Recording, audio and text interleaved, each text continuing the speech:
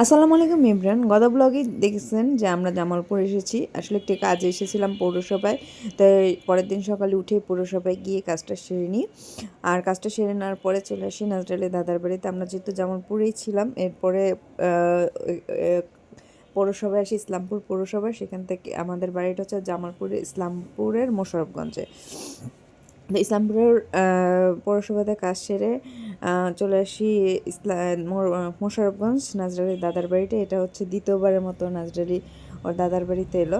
আসলে এখানে থাকার মতন এখন ওরকম কোনো পরিবেশ নেই, ঘর বাড়ি সব তালাবদ্ধ, সব কিছুই অগোছালো, অপরিষ্কার, কিন্তু অনেক অনেক জায়গা পড়ে আছে যা আমরা আসিও না থাকিও না। অনেক গাছে ফল আছে যা অন্যরা খাচ্ছে, এবং এই জায়গা ছাড়াও আমাদের আসলে আমার শ্বশুরবাড়ির এদিকে পুরো এরিয়াটা, মোশাররফগঞ্জের পুরো এরিয়াটাই তাদের, কিন্তু আসলে ওইভাবে দখলে না থাকা এখন অন্যরা অনেকেই জায়গায় দখলে আছে।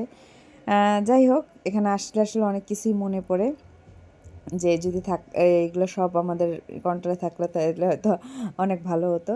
যাই হোক, এর পরে অনেক কিছুক্ষণ ঘোরাঘুরির পরে ওরা এসে আমাদের পারিবারিক যে কবরস্থান, ওখানে কবর জিয়ারত করতেছিল। আর এদিকে আমি একটু বাইরে ঘুরতেছিলাম। আমার আশেপাশের মানুষে যে কাজ করতেছে আর তারা বিভিন্ন থাকতে বলতেছে বা বাড়িতে যেতে বলতেছে।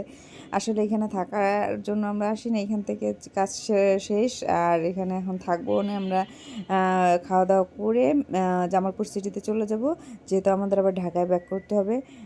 তো ভালো থাকবেন সবাই, সকালে আমাদের জন্য দোয়া করবেন। জামালপুর ট্যুর শেষ। আল্লাহ হাফেজ।